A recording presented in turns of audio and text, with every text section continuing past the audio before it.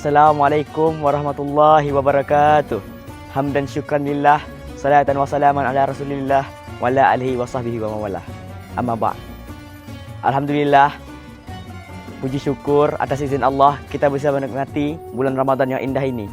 Bulan yang penuh berkah, rahmat, dan juga kesempatan untuk kita meningkatkan ketakwaan.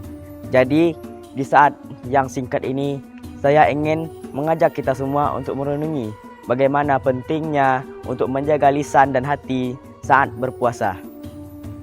Lisan adalah anugerah Allah yang sangatlah besar.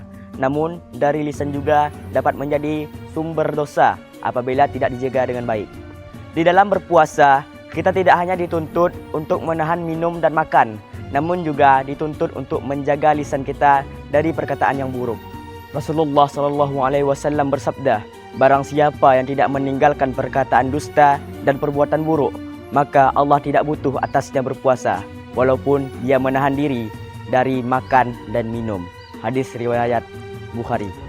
Oleh karena itu, mari kita jaga lisan kita dari perkataan yang sia-sia, perkataan yang menyakiti orang lain, ghibah, fitnah, dan perkataan buruk lainnya. Biasakanlah untuk berkata yang baik-baik saja, ataupun jika tidak bisa, maka lebih baik diam. Selain lisan, hati juga perlu kita jaga, karena hati adalah tempatnya bagi niat dan perasaan. Jangan biarkan hati kita penuh dengan perasaan-perasaan seperti dengki, dendam, dan perasaan negatif lainnya.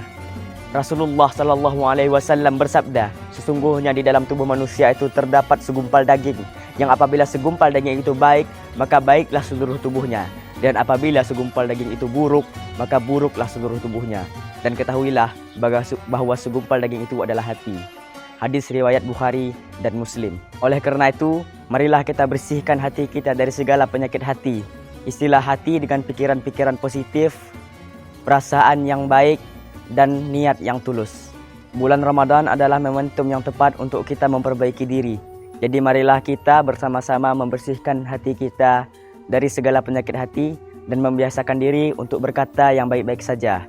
Baik, sekianlah penyampaian dari saya. Semoga kata-kata saya hari ini dapat bermanfaat bagi teman-teman MCNDA TV semua. Dan semoga kita selalu dirahmati oleh Allah. Baik, saya tutup. Wabillahi taufiq wal hidayah. Assalamualaikum warahmatullahi wabarakatuh.